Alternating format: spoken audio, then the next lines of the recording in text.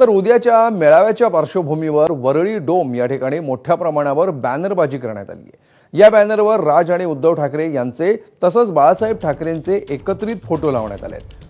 चुकीची रिक्षा पकडून नागपूरला गेलेत, त्यांनी मुंबईत परत ठाकरे बंधूंकडे या, नाहीतर कायमचे गुजरातला पोहोचाल, असा मजकूर बॅनरवर लावण्यात आला आहे। सभा झाल्यावर आदेश द्या, महाराष्ट्रद्रोही लोकांना सरळ करायचं आहे, असा मजकूरही आणखी एका फलकावर लिहिण्यात आला आहे।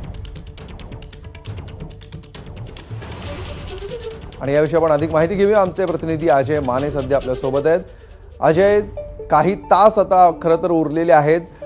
उद्या यावेळी या सगळ्या कार्यक्रमाच्या तयारीला जोर आलेला असेल। काय नेमकं घडतंय, कशी बॅनरबाजी सुरू आहे, काय वातावरण दिसतंय?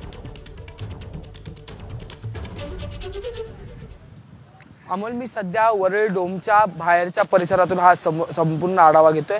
मोठ्या प्रमाणात बॅनरबाजी जी आहे ती आजपासून सुरू झालेली। खरं तर तब्बल 18 वर्षानंतर हे ठाकरे बंधू एकत्र येणार आणि त्याच पार्श्वभूमीवर ही सगळी बॅनरबाजी जी आहे ती या ठिकाणी करण्यात आलेली आहे। हा समोरचाच बॅनर जर आपण पाहिला तर महाराष्ट्र माझा, जी मराठी लोक चुकीची रिक्षा पकडून नागपूरला गेले आहेत, त्यांनी परत मुंबईत ठाकरे बंधूंकडे या, नाहीतर कायमचे गुजरातला पोहोचाल, असा आशय या बॅनरवर पाहायला मिळतोय।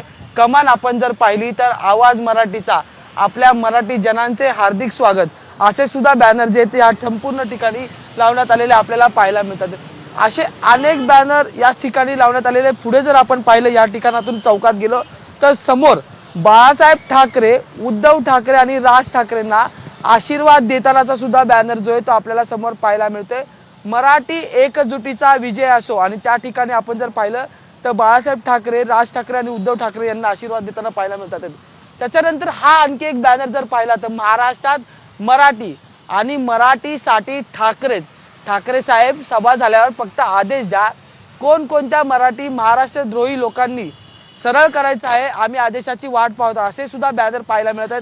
भव्य विजयी मेळावा असेही बॅनर जे ते या ठिकाणी पाहायला मिळतात। त्यासोबतच आवाज महाराष्ट्राचा, आवाज मराठी माणसांचा आणि आवाज ठाकरेंचा, असा आशय असलेले सुद्धा बॅनर जे ते या ठिकाणी पाहायला मिळतात। त्यामुळे संपूर्ण या वरळीच्या परिसरात, NSCI डोमच्या परिसरात जी आहे ती बॅनरबाजी जी आहे ती करण्यात आलेली आहे। विशेष बाब म्हणजे की यंदा या बॅनरवर कोणत्याही पक्षाचं चिन्ह किंवा पक्षाचं नाव नाहीये, फक्त आणि फक्त राज आणि उद्धव ठाकरे यांचे फोटो आणि वेगवेगळे आशय जे असलेले आपल्याला बॅनरवर पाहायला मिळतात। त्यामुळे मागच्या अनेक दिवसांपासून राजकारणात चर्चा सुरू होत्या की हे दोन्ही नेते एकत्र येण्याच्या चर्चा सुरू होत्या। त्या पार्श्वभूमीवर आता उद्याचा क्षण जो आहे तो या संपूर्ण मनसैनिकांसाठी, शिवसैनिकांसाठी जो आहे तो महत्त्वाचा असणार आहे, कारण की मोठ्या प्रमाणात सुद्धा ही गर्दी जी ती होणार आहे। त्याच पार्श्वभूमीवर आपण जर पाहिलं तर वरळीच्या त्या संपूर्ण जो जाण्याचा रस्ता आहे त्या ठिकाणी सुद्धा छोटे छोटे फलक लावण्यात आलेले, ब्रँड मराठीचा